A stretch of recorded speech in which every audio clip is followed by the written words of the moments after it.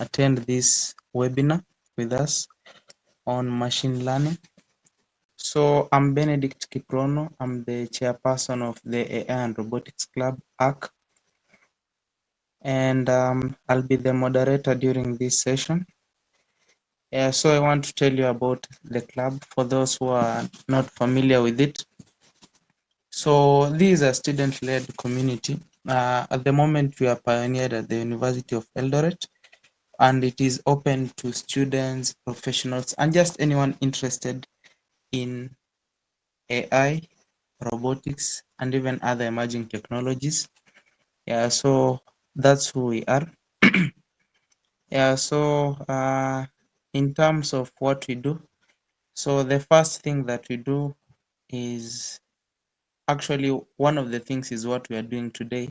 We are having virtual webinars where we'll be talking about a lot of things. At the moment, we are in our AI webinar series, and today we'll be talking about machine learning, as you are all aware. Then we'll obviously, because there's the bit of robotics, then we have AI. So of course, there'll be the hands-on training that will happen and hands-on sessions for robotics. So we'll actually be doing that as well. Then we'll be having robotics workshops, of course, for the hands-on things. Then we'll be developing projects. Yeah, so we'll come up with team-built projects that we'll do. Then after getting this knowledge, of course, it will spark innovation here and there. Yeah, so basically that's who we are. So the reason why to join our club is this. So you'll gain practical AI and robotic skills, not just the theory bit, but also the hands-on bit. Then we'll build projects, real-world projects that will be able to solve real-world problems out here. Then it will also help you to connect with like-minded people. Yeah, of course, because for this club, those will be coming because we are majorly targeting those who have the interest and the desire to be in this particular club. So we'll be networking with like-minded students and even professionals who will be there. Yeah, then you'll be collaborating more so and you'll be doing the projects. Yeah, then we'll be preparing you to enter the job market. Yeah, that is from school for most so for students. And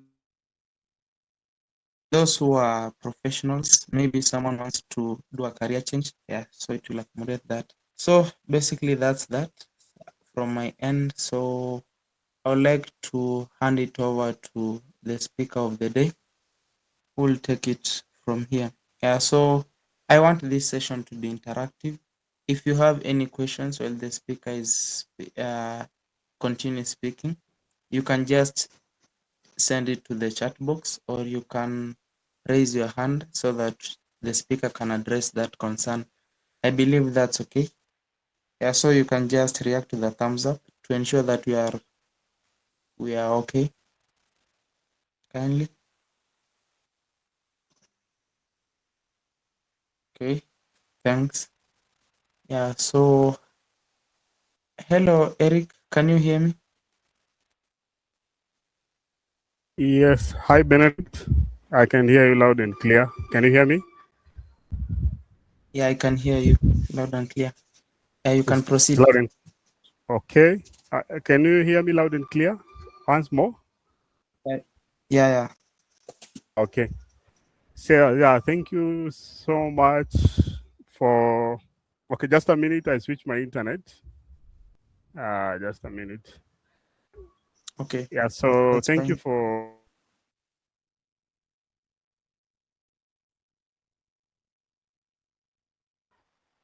We've been working on with. Can you hear me? Kindly. Yes, I can hear you, though there's some bit where you got lost a little bit. I don't know if it's only on my end. Someone else can confirm. Can you hear me now? Yeah, I can hear You can you. hear me now. Well, Okay. Okay. yeah. Is it clear now? Is it clear? Yeah, it's clear. It's clear. Proceed. Okay. Thank you. Okay, thank you so much. So like I was saying, my name is Erick Otieno. I am part of Martial Jenga Labs. where I've been working together with Mr. Benedict, who is actually part of the AI and Robotics Club, in delivering different topics on robotics for different schools. And thank you for having me here today. So basically today I wanted to talk about machine learning for total beginners and also for those who've been in the field and want to get more understanding about machine learning. So in case you're not able to hear me, you can always let me know. And currently I'm sharing my screen. I'm currently sharing my entire screen. You'll confirm with me whether you can see my screen. Confirm with me whether you can see my screen. Yeah, I can see Kindly. it. Okay. So I have a presentation here today. It has been labeled Practical AI for Everyone. And today we wanted to, I think I can remove this one. So today we wanted to introduce you to machine learning. So allow me to walk you through these slides. And then in case you have a question, we are going to address those questions on the Q and the A session towards the end of actually the session. So it will be more of theory, part of machine learning, so that you have an understanding of what machine learning is. Then we are going to do a practical demonstration using a Google Colab. So maybe I can ask a question. Who has not ever interacted with Google Colab before? Just to get it right from here. Who has never worked with Google Colab before? Kindly. So that is Victor. Victor, okay. Anyone else? Anyone else? Anyone else? I think there's also Lydia here. Anyone else apart from those two who have never interacted with Google Colab platform? So I wanted to address it before you actually proceed, because we are going to use it today to write our machine learning codes. So a Google Colab, if you're on your browser and you're able to see my screen, if you're on a browser like Google Chrome or Microsoft Edge, you can just go to your browser and type Google Colab. I wanted you to do the setup so that now you're just going to write codes seamlessly. So if you search Google Colab, the first link that opens, you're going to see that Google Colab is part of Google. It's actually a project that was developed by Google to assist people in writing machine learning codes. So make sure you open the first link, and then if you open the first link and having this, should I call it, having your Gmail account open here, you're able to create a new notebook here. Okay. So once you have that one, then I think now we're good to go. So this is what we call the Google Colab platform. I'm going to talk about it in more details as we are now doing the practical. I just wanted you to have it so that now once we are ready with the practical, we just come back here on Google Colab and write our code. Kindly. Is that okay? Before now I go back to my slides. Is that okay? Yeah, that's okay. So I'll talk about it in details as we are now we are doing the practicals on machine learning, because it's for everyone. So I wanted like that's okay. Okay, thank you. So my slide here from the beginning. So Erick Otieno again. I'm an AI trainer at Martial Jenga Labs. Yes, so let me proceed.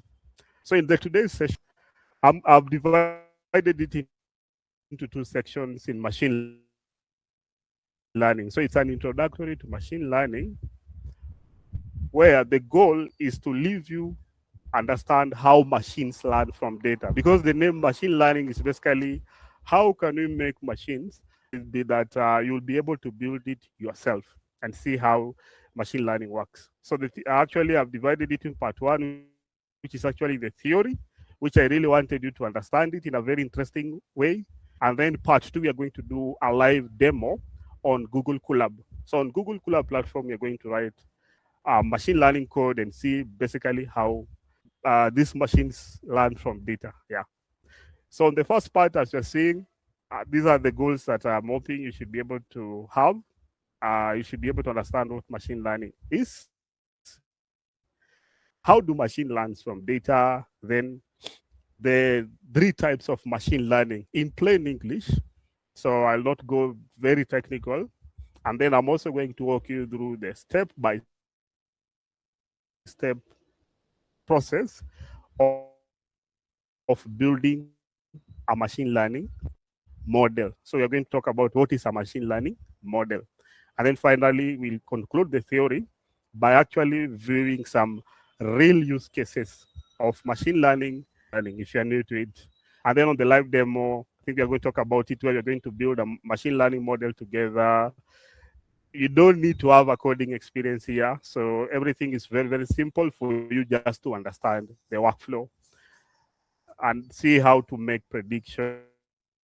So I just wanted you to follow along with if you have a laptop, then that's good. Just open your Google Colab, and then I hope you should be able to follow along. If you have a notebook, then that's even better because now you're able to even take some notes on this session. Is that okay, everyone? How is that, Benedict? Is that okay? That's okay. Yeah, it's okay.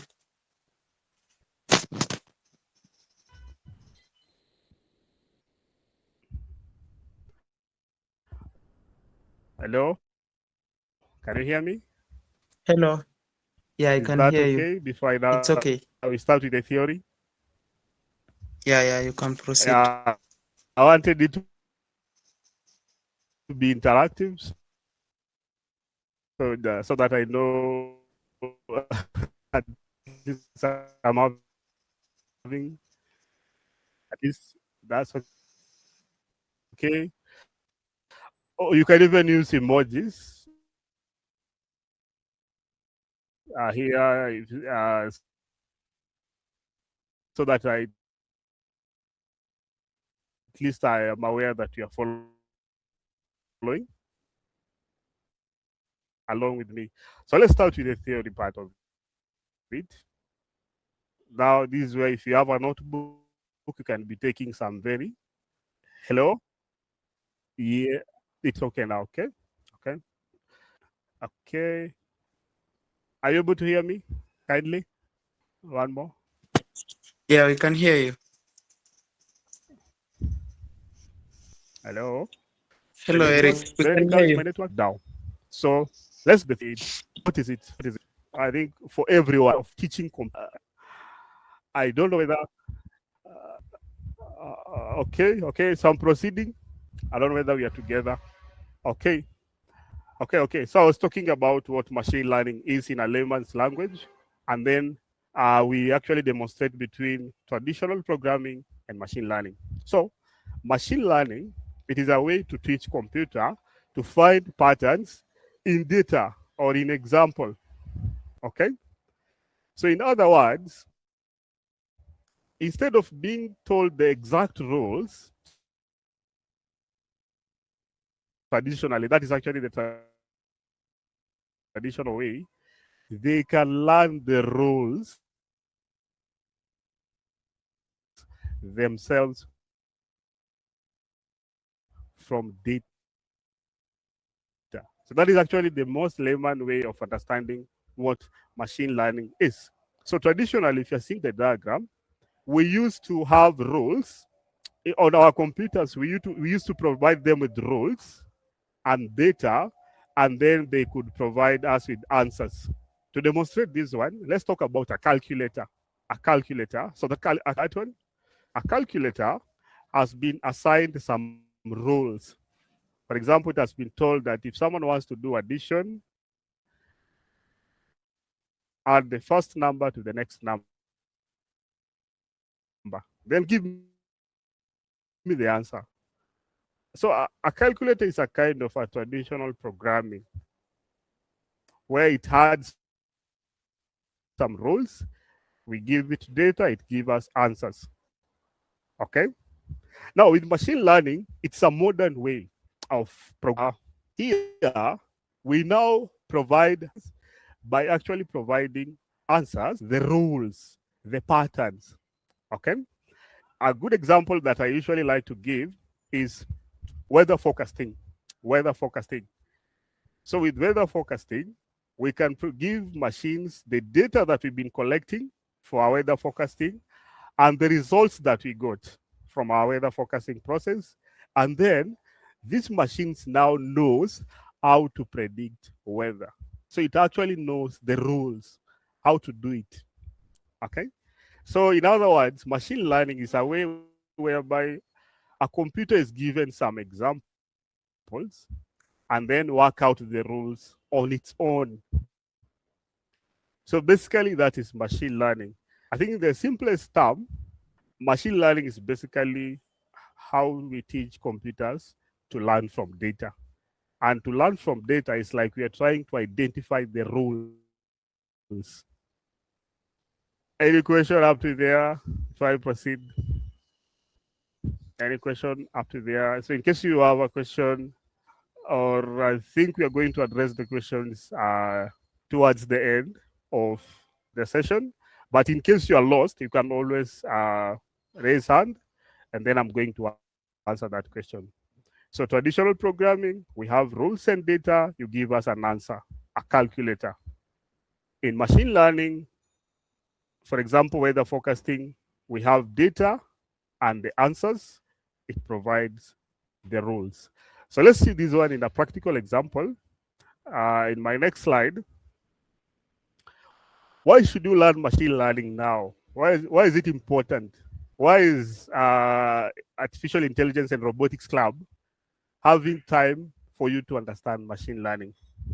So machine learning is actually the foundation of what we're actually having today. If you see that the chart that I have, I hope you're seeing it. I hope you're seeing it. Machine learning is actually the base layer. If you really want to understand everything about what we've been talking about, AI, people are talking about ChatGPT, cloud, large language models, then machine learning should be the foundation of everything. Because with machine learning, they're actually learning from data. If you're talking about ChatGPT, it was trained from data. You're talking about cloud. That is actually the most popular one, my most favorite one. The people who created cloud started by training cloud to learn from data. So it's actually the foundation of everything. So once you understand machine learning, you move to the next layer, which we call deep learning. I don't know whether Benedict, we are going to also have another session. We actually also sensitize people on deep learning, because with now deep learning, it talks about neural networks. Okay? It actually simulates how the human biological brain functions. And now with deep learning, we'll actually move a step further, because we're now able to train machines to learn from not only data, but more complex data like images, speech. I recently saw large language model like Nano Banana. It's able to generate images.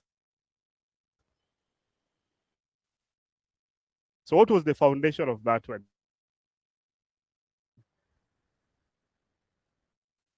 It was trained on images using deep learning.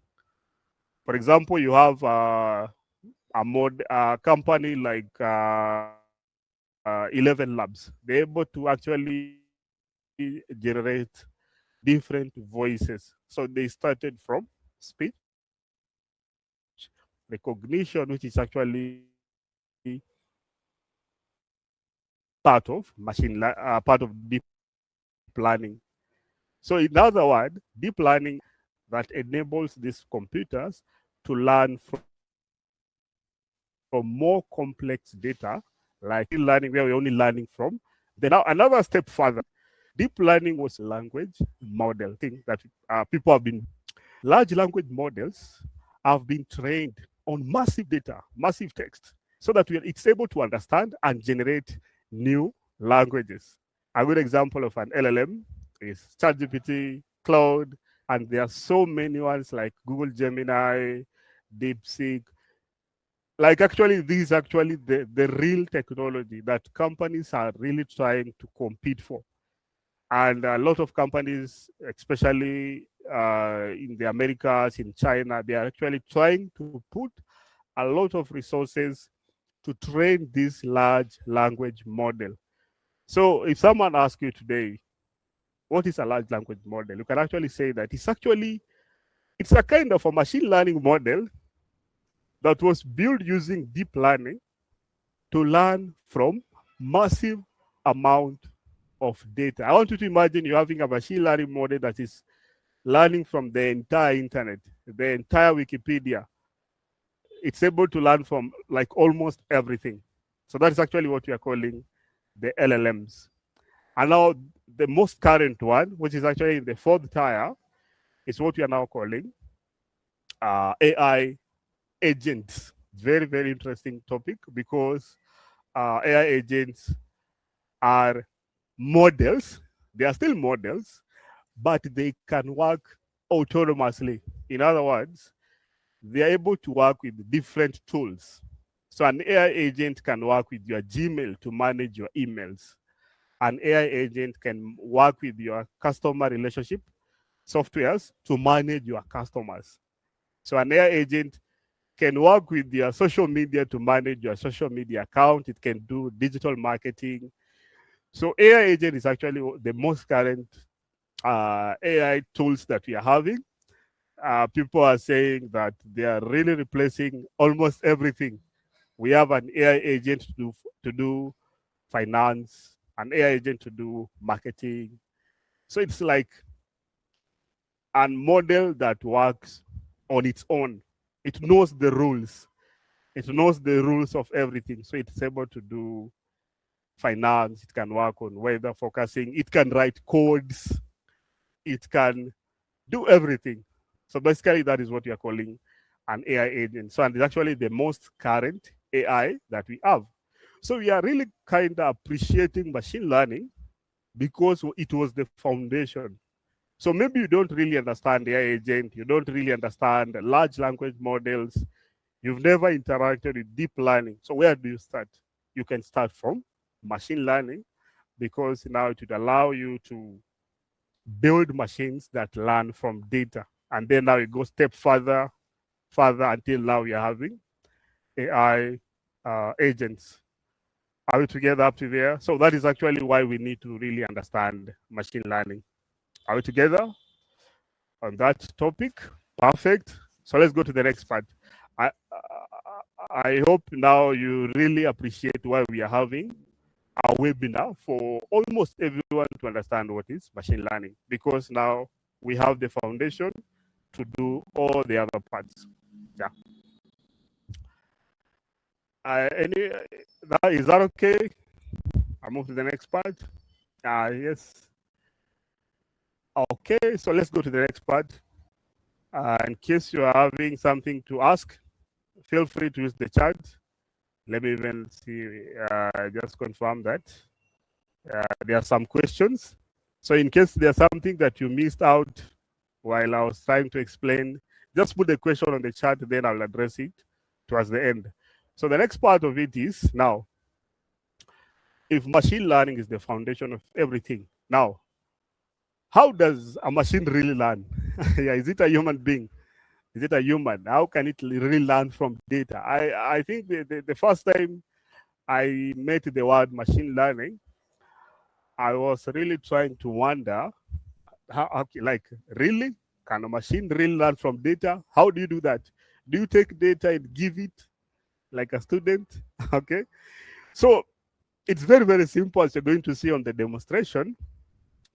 And the best way to explain how machine learns from data is to think of it the way a child learns to tell that this is a cat, this is a dog. And nobody gives them a rule book to refer.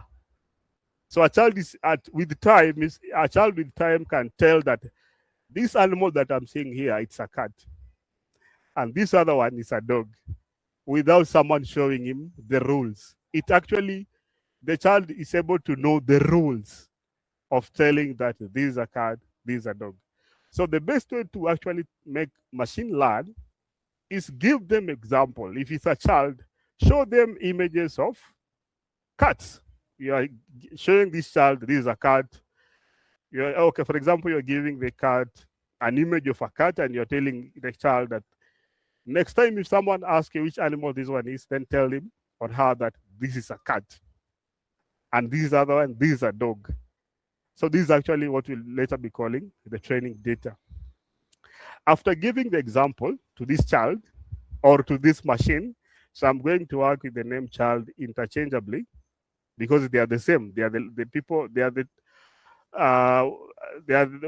what is learning actually. I don't know how to put it better. So once you give someone an example, even in schools, if we were told to do a math problem, the teacher had to do it first. The teacher had to show us the examples so that now we have a basic understanding. And now from there, we are now left to do the practice and then adjusting where we are doing it wrong. So we start guessing, we are now being corrected by the teacher. And slowly by doing that one, this is what we call training, okay? And then finally, based on your practice, as they say that practice makes perfect, you get it right. Basically, you're being told that eventually now a child can correctly identify a cat and a dog because the child was shown examples. We practice on those examples. We'll be calling them optimizers. And then now we have an understanding of how machine learning work. So once you get it right, this is actually what we called a trained model. So a model is something that has been trained by data on a certain domain, So you can have a model to do finance. It was trained on finance data. You have a model to do content creation, a model to do digital marketing. So that is actually what we call it, a model. And basically with the model is able to make new predictions on new data. So that is actually how machine learn. Show examples, practice on the examples. You are right, you get it right. Types of machine learning. Like we have different ways that you can train a machine learning model. And this is actually now where problems starts. If you are actually in a machine learning class, most problems starts from here. I don't know why most people don't get it right at this point. But normally what I advise my students on the sessions is that once you're able to distinguish between supervised machine learning and supervised machine learning and reinforcement learning, then that's it. That's it. You're almost like 80% of the entire machine learning topic. So this is actually the idea. If you're able to distinguish today between a supervised machine learning, unsupervised machine learning, and also reinforcement learning, then that's it. So let's try to understand them. Let's start with supervised machine learning. Here, a supervised machine learning, from today, if someone asks you, what is a supervised machine learning? Basically, it is a machine learning where a machine learning model learns from a labeled data. That is actually the idea. It learns from a labeled data. So in the next slide, I'm going to explain now what is a labeled data. Okay? Because now with unsupervised machine learning, it learns from unlabeled data. So for us to distinguish between supervised machine learning and unsupervised machine learning, we really need to know what is a labeled data and what is unlabeled data that I have in the next slide. And then now with reinforcement learning, it's especially done on robotics. It's especially done on robotics. So here you don't have data, you have a robot. And the robot wants to learn how to lift an object. So the first thing it does is that it tries that process. Maybe it will actually make a mistake that we call an error. But once it makes it right, the robot is given a reward. It's like you are training a pet. Like you're training a pet to do something. The pet has to try that operation. Obviously, because it's the first time the pet is trying, it will make an error. You're going to correct it. You're going to correct it. And then, so just a minute, just a second, just a second.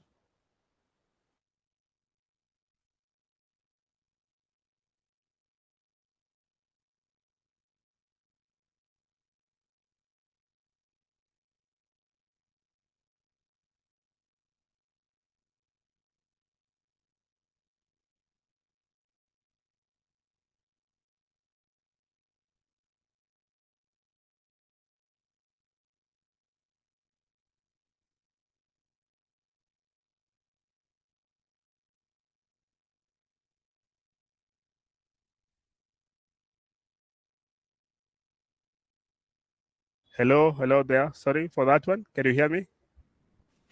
Yeah, we Hello? can hear you. Okay, yeah, thank you. So I was talking about reinforcement learning. You try something, you do something wrong, we correct you, but the moment you do it right, you get a reward. That is actually what we call reinforcement learning, and it's actually done a lot on robotics. Because remember, if you have a robot, you don't have data. You just have a machine that has to do something and make an error. Then, in case it makes it right, given a reward. So now we are brought back here to supervised machine learning and unsupervised machine learning. Supervised machine learning, we have a labeled data. Always remember that. That is actually the correct definition of supervised machine learning. There is always a labeled data. The correct definition of unsupervised machine learning is that we don't have a labeled data here. We are only trying to find hidden patterns and relationship. So let me go to the next slide so that now we see what is a labeled data and what is unlabeled data. We are here. Can you see them? Can you see them? Kindly. Perfect. The first section, this is what we call a labeled data. The next part is what you call unlabeled data. Let's give an example. You have a student, student A, student B, C, and D. Student A studies for 2 hours. I can relate with high schools. We are occupied with other things to do. Another student studies for 5 hours. Another one studies for 8 hours. Another one studies for 9.5 hours. So we are now trying to label their result. How did they perform? So these are what we call labeled. These are what we call labels. So someone has labeled the result, how this student performed. Someone has said that the student who studied for 2 hours failed the exam. The one who studies for 5 hours passed, similar to the other ones. So we have some labels. Okay? So in other words, we can build a machine learning model that once we give it the hours you study, it can tell us whether you failed or you passed based on this label. Is it right? So we have X. So normally this we call it X, and then labels we call it Y. So labeled data normally have X and Y. Are we together? Now let's understand unlabeled one. So it's the same data, but we don't know how they performed. So these are labeled. And therefore, with this unlabeled data, we can only do unsupervised machine learning. Okay? We can only do unsupervised machine learning. I will take you later to a platform called Kaggle, where datasets are hosted, and we'll be identifying whether data is labeled and another one is unlabeled. Yeah, so hour spent X determines whether you pass or you fail. And these are what we are calling labels. Together, up to there. So sometimes you can even have more parameters here. You can even have more parameters here to determine your result. Not only the hours you spend on studying determines the results of the exam. Sometimes we can have other parameters. So normally we have more than one X.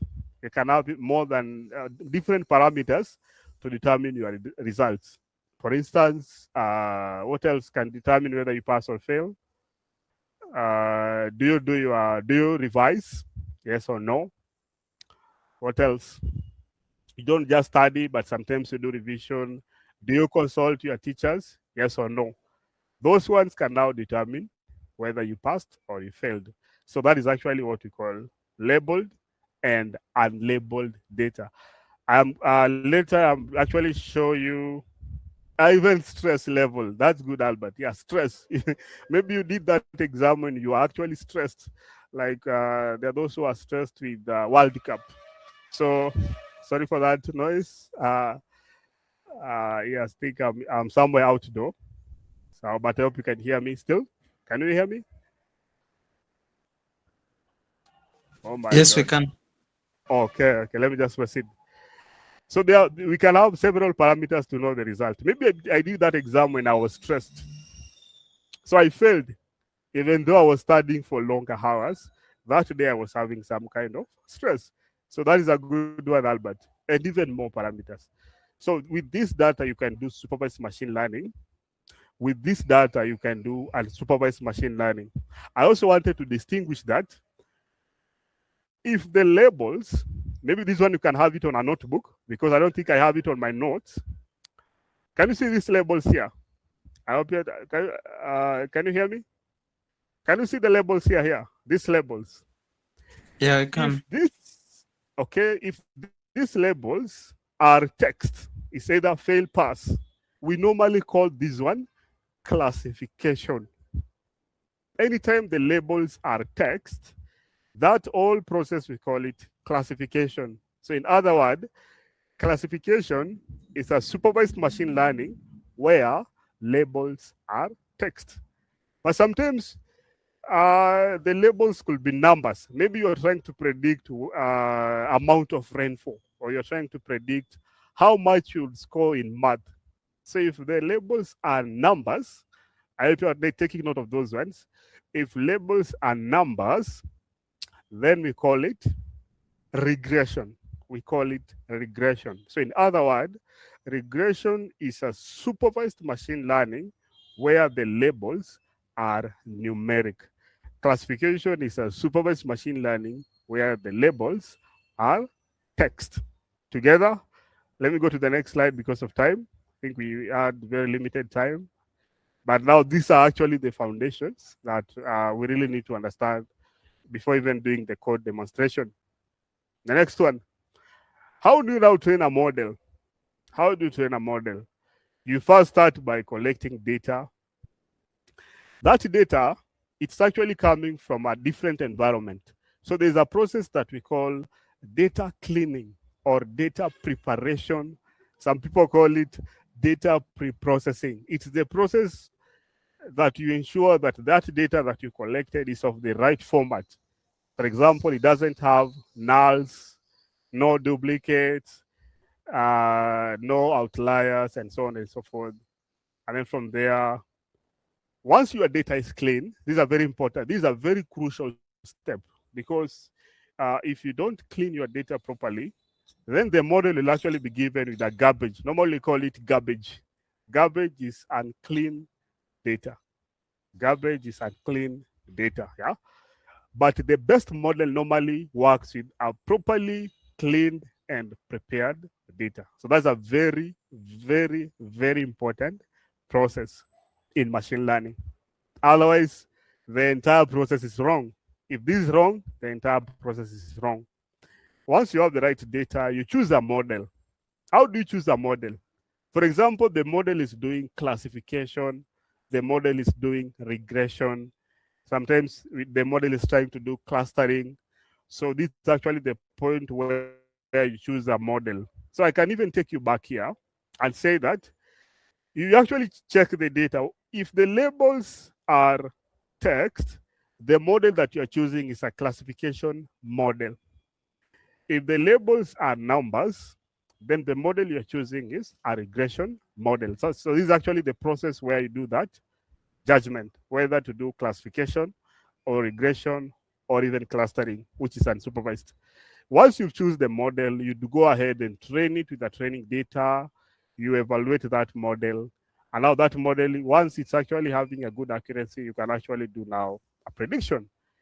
If it's actually doing the best prediction, you can now go ahead and deploy it.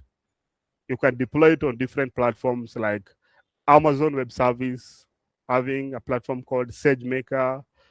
Some people deploy their models on Microsoft Azure. You can deploy your model on Flask for web and different platforms, so long as you deploy it for most people to use it.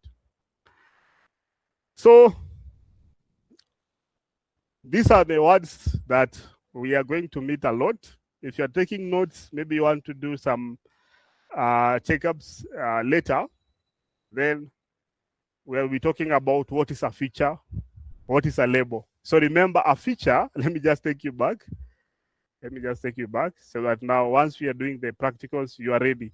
So this is what we call a feature. So a feature determines the label.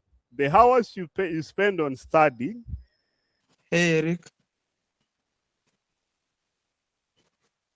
Is there anyone able to hear Eric? Can just confirm. No, we can't hear. Okay. Okay, let me try to reach out to him to know the issue.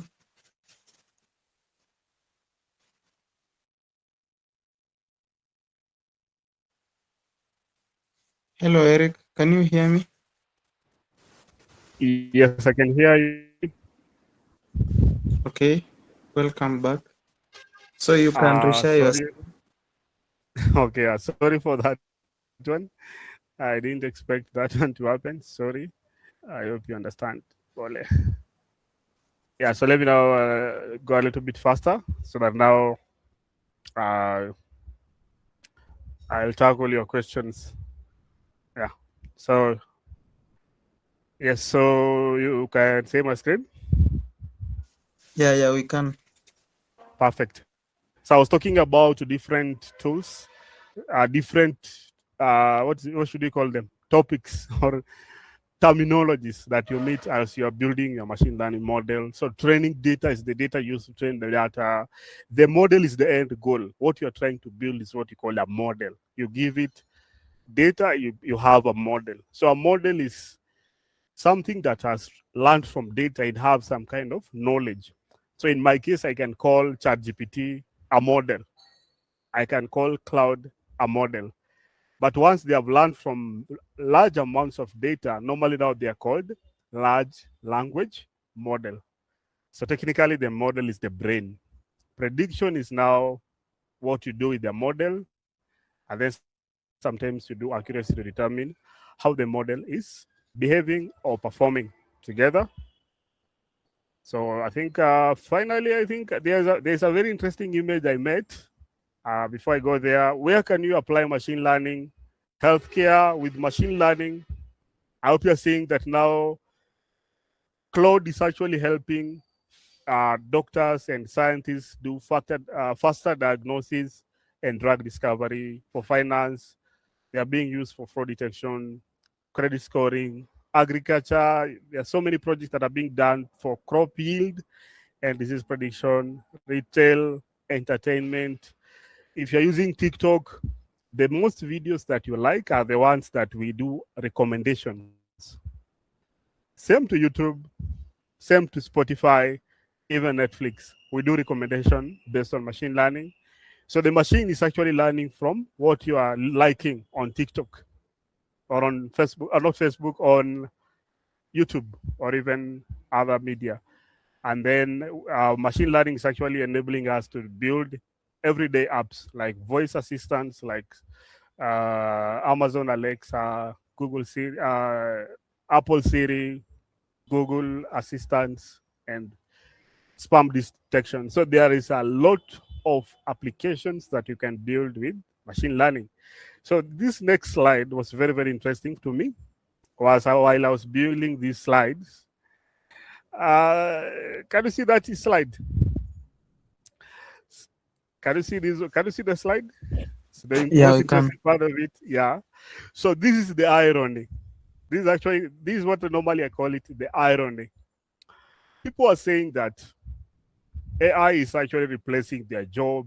AI will bring mass unemployment, which is kind of true. I don't know. It's a debate that has been going on. But now the irony is humans have already been distracted. Most of them, they are scrolling. I don't know whether you're going to have scientists like we used to have before, because now we've been doomed by these social media platforms. But at the same time, these machines are learning every single day. Companies are investing billions of dollars for these machines to learn. So this clearly shows that within few time, these machines will be able to outsmart us on every capabilities. A period that people are calling it artificial super intelligence. So it's a video it's an image I really wanted you to see, so that now we really understand the irony of what's happening currently. Yeah. So in the next phase, I think we'll have a discussion towards the end. In the next slide that I have is the statistics. I think I talked about the numbers. So the statistic is that I hope you are seeing the global AI market is really growing, and it will grow by 19% every single year. Okay, so that means that a lot of startups will come from AI, a lot of employment opportunities will be built from AI. So that market is very, very huge, and everyone can tap into that market. So it's actually being predicted that 88%, so this is actually almost all organizations currently are using AI in at least one business function. Someone in your company is using AI to generate presentation. Someone else is using AI to manage his customers, to lead, to actually close the sales. Like YouTube is using AI to make people addicted to YouTube, similar to TikTok and the rest. On average, there will be 30% annual growth on the machine learning market by 2030, and 143% of jobs will be created on this field alone. So these are actually sources that I collected from McKinsey, Stanford, and the rest. So it's good we see the numbers so that now we are motivated to. So I think that was my presentation. As we'll be doing the practical demo, you're going to hear some algorithms like linear regression. So in other words, machine learning uses algorithms to learn from data. So algorithm is like a formula. I want this machine learning, I want this model to learn from this data. Now I need a formula. So that formula is what we call an algorithm. So we have different mathematical, so let me call them mathematical formulas of training machines to learn from data. A good example that we are going to use tonight is linear regression. This is not the only one. We also have other ones like decision trees, And if you're doing deep learning, we use an algorithm called neural networks. So in your notes, maybe you can actually say, later I'm going to research on different machine learning algorithms. These are not the only ones. Yeah, so that is enough of theories. Let's do some practicals. At least now, by the end of the session, we have an understanding of machine learning, and you're also able to build something. Are you ready? We build something. Are you ready now? We build something. So I'm going to go. I want to go back to now Google Colab. You can even open yours if you're ready. We write something so that now at least now we even understand how it's done. Not only the theory part of it, but how it's done. Then once we build it, we are going to follow this process. We are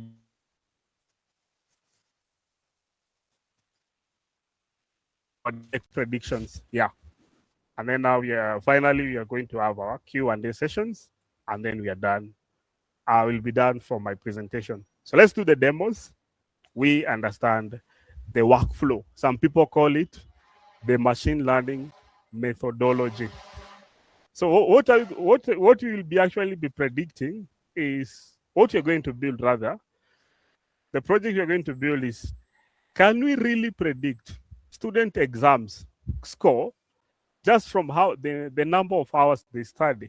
This is a very simple one, but it can actually give you now the entire process of how machine learning models are built. I want to build a machine learning model that once I give it the number of hours I study, what I'll score in the next exam. Can you do that one? Let's try. Let's go back to Colab and do that one together. Yeah. So let me know whether you can see now this one. I think it's this one. Yes, this one. So let me know whether you can see my Google Colab. We do the project. I will not dive deeper into it because it's just a masterclass. And just to give you an understanding. But now once you have time, you're also able to maneuver and get it better. Yeah, so if you open a Google Colab, for those who are here, how many are here? By the raise of hand or by just wave using emoji. How many are here so far, so good? Perfect, Albert. Who else will code along me? Oh, that's quite a number. So let's do it together. Let's try it together. Victor, Sin Solomon, Fidel, perfect. So if this is the first time you're building a model, we normally use Google Colab. So a Google Colab, it's a platform where you write your machine learning codes. It was built by Google. The first thing that you do is to title that project. So what should we call it? We are predicting student score based on study hours. And the beauty is that that project, you're going to find it on your Google Drive. Yeah, so you'll never lose it. This is the first project that you're building. You're always going to find it on your Google Drive based on. Please, can I get the name? Google Colab. Let me type it on the chat. Yes, Google Colab. Go to your browser, search for Google Colab. That one. Google Colab. Google Colab. All together. What was that one? I'm not sure what was that one. Yes, Mark. Yes. Perfect. Just search Google Colab. We can wait for you for like a minute. I'm not going to do a lot, but I want to do something that towards the end, at least you'll have the idea of how to build a model.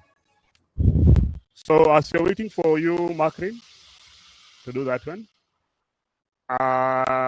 Google Colab also have something we call a markdown. So a markdown, they are the text representation. It's kind of explaining what you are doing. How do you write a markdown? This is the code.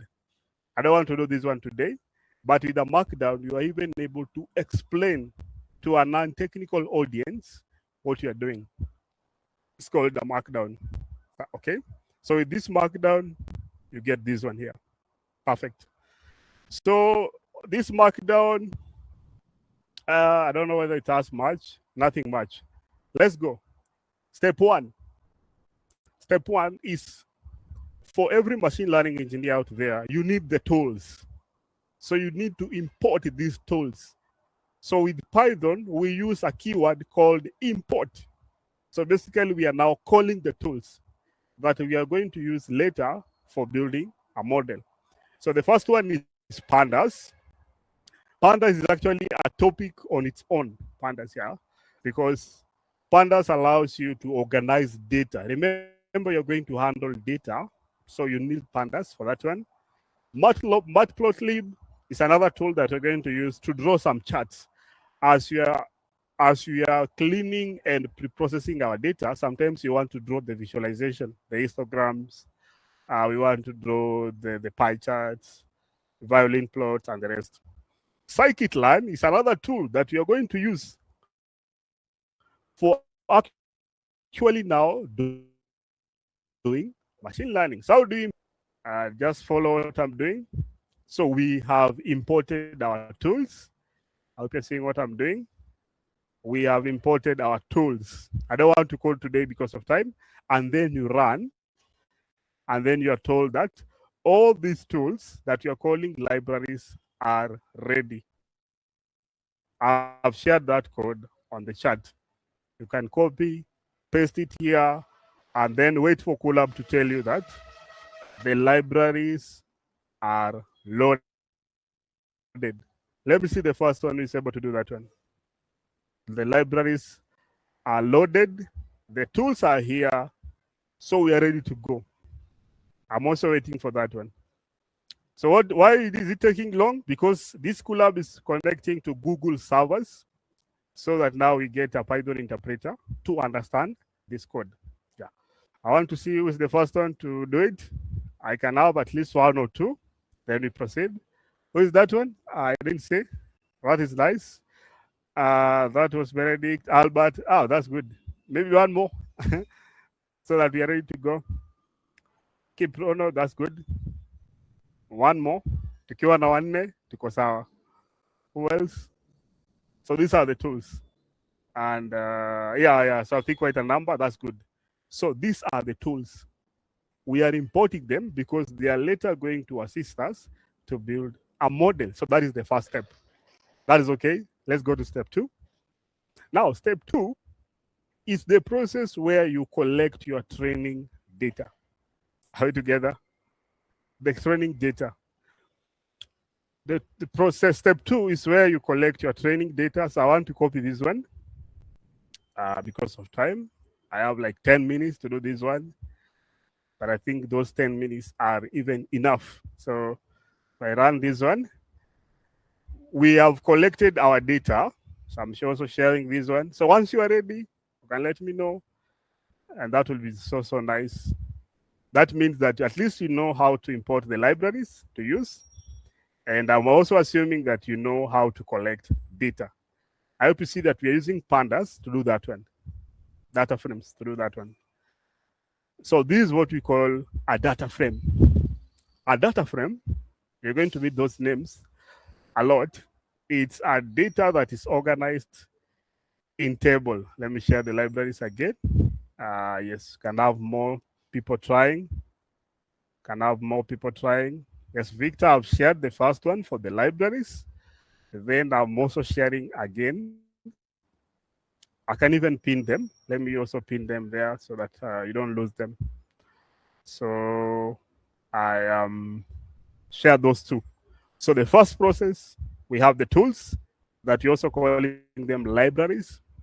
The second process, we have data. So this data can be collected anywhere from your CSV data to your Excels that you normally interact with. So let me pin these ones so that you don't lose them. I want majority to try it today. On majority. So I want to pin it. Can I really pin it? I can't. I'm not the admin. So I can't. But I hope you're able to find them. Maybe Benedict, you can pin those two so that now you don't lose them. Yes. So we have the tools, we have the data. And the data, the first question we're going to ask ourselves is, this is the feature, is the number of hours you studied, and these are the labels, how you scored. Okay? So we are using the number of hours you studied to predict the score, the exam score, that we are calling the labels. And because that is the case, these labels are numeric in nature. They are not text in nature. They are numeric in nature.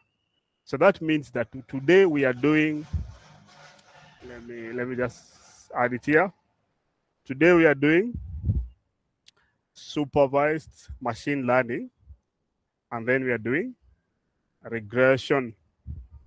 Why are we saying we are doing regression? Because labels are numeric. So as a machine learning engineer, sometimes you find that labels are text. So if these labels are text, then you'll be doing classification. But because the labels today are numbers, now we are doing regression. I hope that one makes sense from the notes that we've studied today.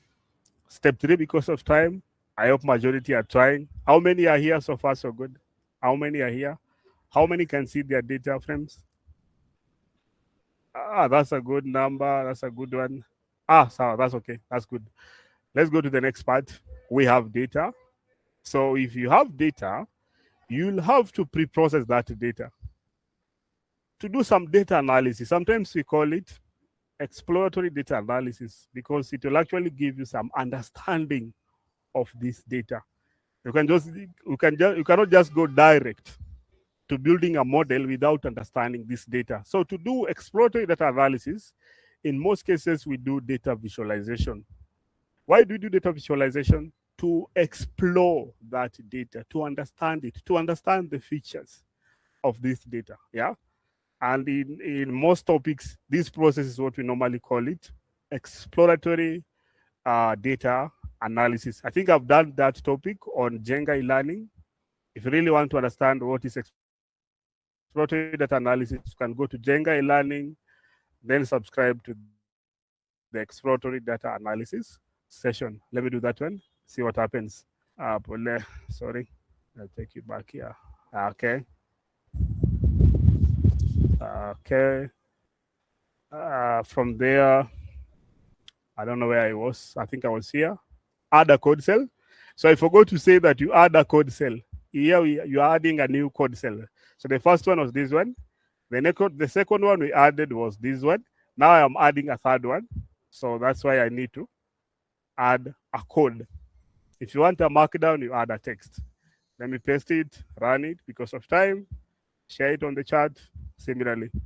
So this is actually demonstrating exploratory data analysis. So it's actually very, very important we understand this part here because it will really help us understand what we call linear regression. Linear regression.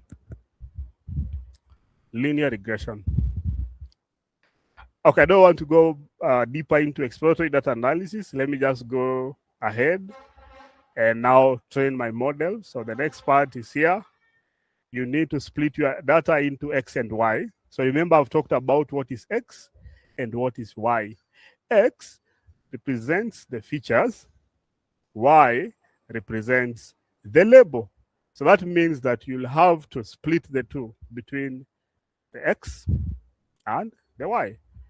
And that is the case. So, yeah. So let me share this one on the chart. So here we are now splitting data between X and Y, and also between training and testing. Training and testing. So if I'm saying training, I don't have to give the machine learning model all the records here. I don't have to do that one. I can give it some few records, and limit some few for testing it later. So for example here, I've only taken 15 students to train this model, and the remaining 5 students will be used for testing the model. Remember, testing is very important to really understand how the model performed. So the first 15 students, I use them for training. So this record for the 15 students were used for training. This student studied for these hours is called this one. This one, so this one, all the way up to the 15th. How many are up to here? How many are up to here? So far, so good. There are those ones who are really following. Perfect. So that's a very crucial step. Very, very important. You get your X and Y. You divide your X into training and testing. For more details, I think we can do it on a live class. From there, is there a question? I don't know why time. I don't know why we have time. So this is actually how the model learns from data. So this is actually what we came to do today. I want you to look at this code snippet very closely. This one very closely. Now, I have the training data. Remember, let me first run it. I have the training data. So I will take my model and use a mathematical formula. So these are what we are calling algorithms, a mathematical formula, like linear regression. This mathematical formula, I'll take it and provide. So to provide in machine learning or in scikit-learn is to fit. So you are fitting your X trend and your Y trend. So in other words, you are fitting your training data.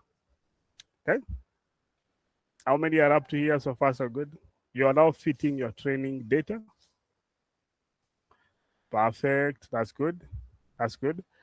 I don't know whether we have time for me to explain this one, but I think let's just proceed. Let me just proceed. Yes. Thank you, Albert. So the model we have chosen here today is linear regression. Why have we chosen linear regression? Because this is a regression problem from here. Where is it? From here. Are you getting that one, Albert? It is a regression problem. Labels are numeric. Therefore, the model that we have picked here is linear regression. If this was a classification problem, then we could have picked a different model. Like, there are so many models. Like, I don't want to remove this one because of time. There are different models like decision tree classifier, k-neighbor classifier, logistic regression, and the rest. So we have picked linear regression. Step 4. See now what the model have learned. So this is actually the testing. This is actually seeing how model was learning from this data. Let's see how it was learning from the training data. So you can do visualization here with Matplotlib. Just see how this model was learning. But if you really want to really understand all the details here, maybe we can arrange for a course. Maybe it could be like a 1 or a 2 weeks course for you now to understand like almost all the details here. So because this is a linear regression, it uses linear programming. Remember I said it is a mathematical model. So this is our model. It was trying to fit into our data. Can I say? It is kind of mathematical, only that I don't have time to really explain what's happening in a mathematical perspective. But between the exam score and the hour studies, our model was trying to fit into the training data. A good question from Jeff. Let me see that question. Yes. Oh, yeah. So I think I will tackle that question towards the end. I'll tackle that question. Kindly remind me towards the end. Explain that one. Yeah. Together, Jeff, I talk about it. Okay, then the next process, have I really shared this code? I have not shared this code, yeah. So let me share it. Yeah, so we are now visualizing how this model was learning. Yeah, so this graph, can you see the yellow graph? The yellow graph tries to show how this model was trying to fit within our training data. There is a mathematical way to explain it, but I think it will really take time, unless now we do it on a different session. There's a mathematical way to explain how this process was being conducted, but for now we can actually say that the yellow linear, remember this is a linear model, so it uses linear programming. So it works on a Cartesian plane on a straight line graph where we have this is X, this is Y, this is actually the Y-intercept. Can you see the Y-intercept is close to 17? Our Y-intercept was 17, and then our M, it's the gradient of this line. I could have explained it mathematically to understand it, but I think the time is not on our side, that is today. But clearly now we are seeing how our trained model was trying to fit into the training data. The next process, without wasting time, is evaluation. Evaluation is the process to see the accuracy level of this model. Yeah, so evaluation is here. Prediction, not prediction, but evaluation. So based on the evaluation, this model scored 97%. So it's close to perfection. Honestly, with what we are calling the R2 score, that we can talk about it maybe on a different session when we have quite a number of time. But R2 score can actually say that our model was very, very close to being perfect. Remember, these models, they are not 100% perfect. Sometimes if you use ChatGPT, it makes some errors that we call hallucinations. So they are not that 100% perfect.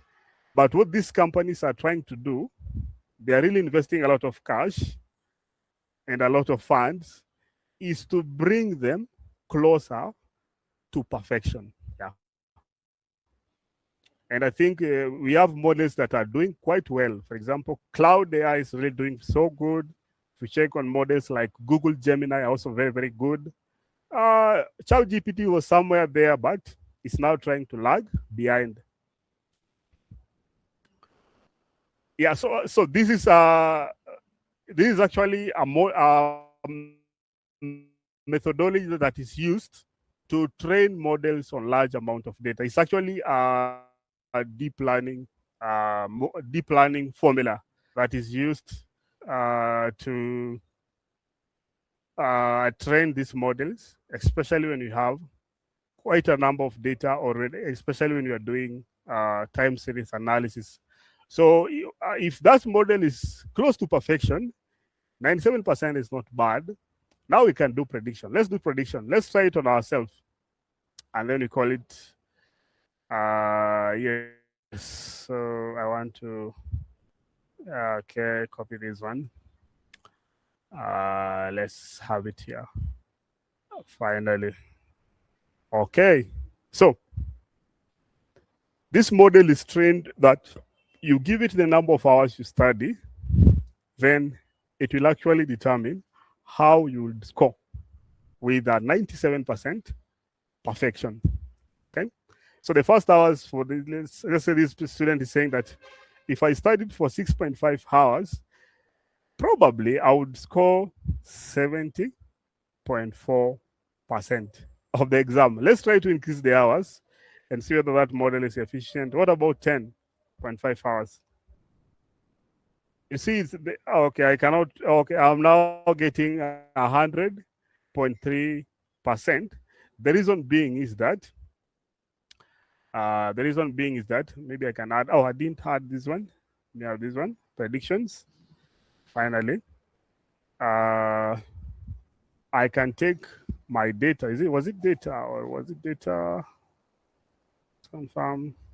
DF. Yeah, it was data frame. So I can take my df.describe. So I can do a descriptive statistics of my data. Can you see that the maximum number of hours, I hope you're together, the maximum number of hours is 10. So that's why if you're putting 10, then you're getting 100.3. So even though you are putting the number of hours, you actually work on this range between 10 and 0.5. So the minimum was 0.5 hours, the maximum was 10 hours. So you can work on that range as you're giving your time here. For example, I can say, so I give it 10.5, so it must be 10. So I was trying to wonder why it's giving me 100.3. It should be 100%. You see?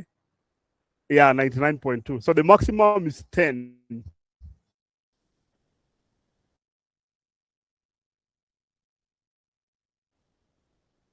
So if you give it more than 10, like 10 and 3%, it's not possible. Yeah. Yeah, you cannot score 103%. So as much as you're giving your hours, you must be in the range between the minimum and the maximum values on the feature that was used to train this model. I can try, what about if I do 8 hours? If I do 8 hours, most likely, according to this model, 97% I will score. Basically, this is the entire process of how to build a machine learning model. I've used a simple data just for you to understand, but if you go to the real world industry, you actually work with very, very complex data. Like if someone tells you today to build a ChatGPT, that data is very, very complex. Maybe you're getting it from a website.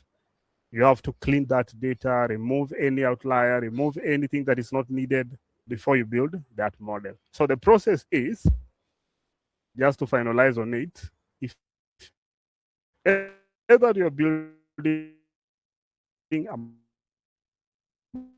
machine learning model, we work on Google Colab platform. We load our tools, we load our data, we process that data, or we also do something called exploratory data analysis. Then from there, we split that data into X and Y, and then into training and testing. Now from there, we build that model with a formula. It could be, this formula depends on the data model. And with that formula, we'll actually train our model. We can figure out how this model was learning by visualizing the learning process. The learning process in linear regression is, how was this model trying to fit into our training data? Was it really touching? So like here, it was very close, but it touched majority of our training data mathematically. Then now from there, we can do some evaluation just to determine the accuracy of these models. Now finally, that model has a knowledge. So you give it a new data, it makes a prediction. And if you're providing the data, you need to work on statistics of that data. I think that was my presentation, Benedict. So maybe back to you now to invite the questions. Thank you. Okay. Thank you so much, Eric, for that.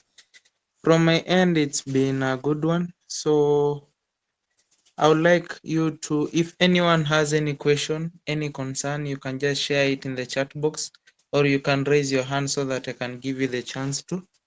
But before that, there was a question that was in the chat box already by, let me see.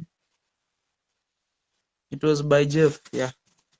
So you can answer it. You can start with that. Yes, I'll start with that question. Yeah, then you can keep the other ones coming as I'm answering this one. So, Jeff, you had a very good concern that I had mentioned about AI agents as the most current ones. Exactly. Yeah. How do they actually move from just generating text, like people are using ChatGPT, to taking autonomous actions in the real world field? So, what I can answer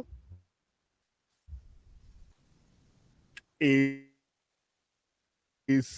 there are from just answering question to taking action. And the most popular framework out there, maybe that you can research on, is this framework. We call it LangChain. LangChain. And another one that is also very, very popular is called LangGraph. Or some people are also doing what we call, I want to open those sites so that now I could be explaining. And this name is N8N. What else? There's another one that we call Zapier. So I want to answer that question precisely because it's a very important one. Zapier. Good.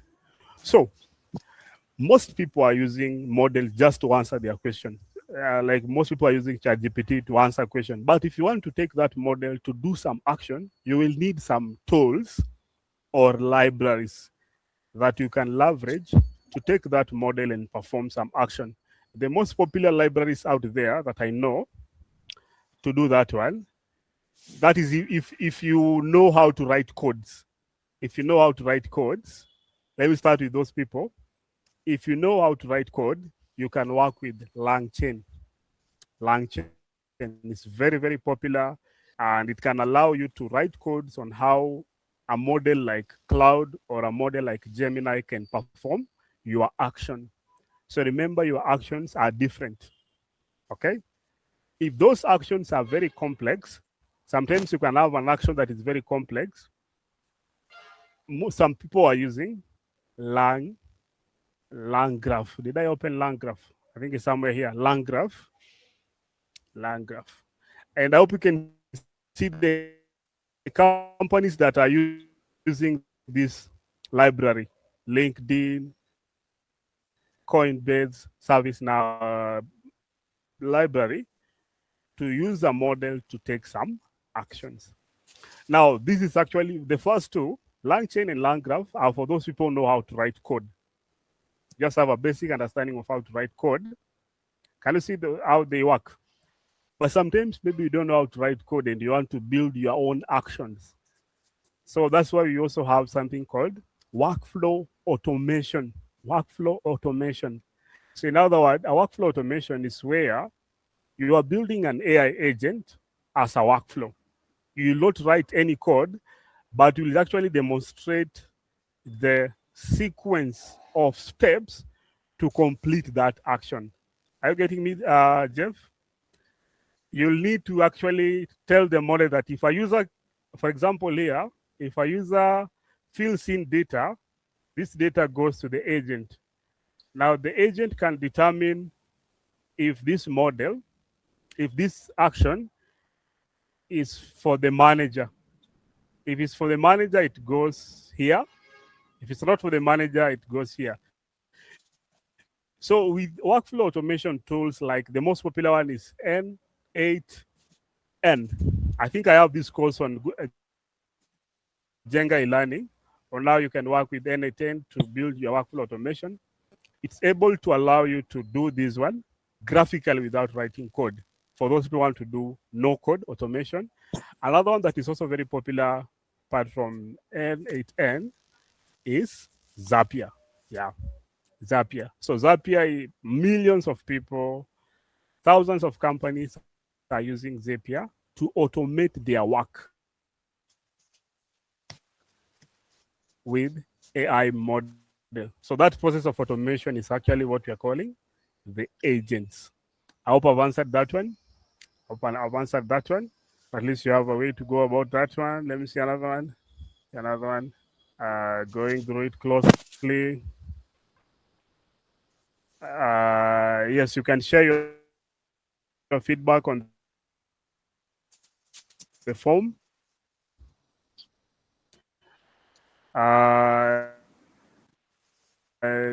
Thank you, Victor. Thank you. Thank you. I think that's it for having us today.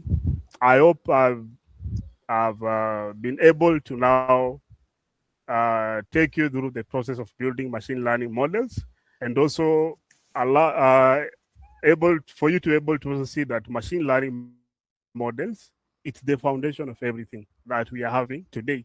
So if you really want to dive into this big untapped market and you don't know where to start, you can start from machine learning.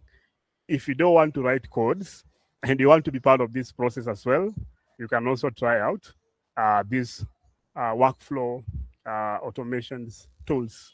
Yeah, so I think, Benedict, there's no other question. What do you think?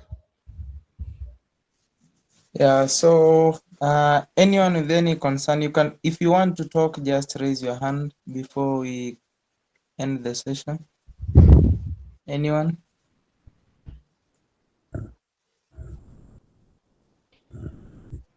Okay. So I'd like to thank you for attending this session. And I would like you to kindly submit your feedback using that link. Yeah, it will really help us a lot to know what was the positives of this webinar, then what you need to improve and what you expect in our next session. Yeah, so kindly do that. We really appreciate. And thanks for your time and have a good night. Yeah, so the next session will be in 2 weeks' time. Yeah. So I believe that's okay. Yeah, so we'll share that with you soon enough. Yeah. Yeah, and also maybe we have those people who really want to now dive into details. I think today was just an overview. We have our site called Jenga Learning. Some courses here are free. You can try to use it to gain understanding of this knowledge, like workflow, the one that Jeff was asking, and the rest. So I think I had to mention that one. It's not opening, but I can share the link on the chat in case. I think that is the site. So there are a lot of courses that I think you can start taking from this platform to really now take you to the next level. Thank you so much for having me. Back to you, Benedict. Yeah, so thanks, Eric, also for your time. We truly appreciate. Yeah, so we have come to the end of our session for today. Yeah, so you can leave at your own pleasure. Have a good night.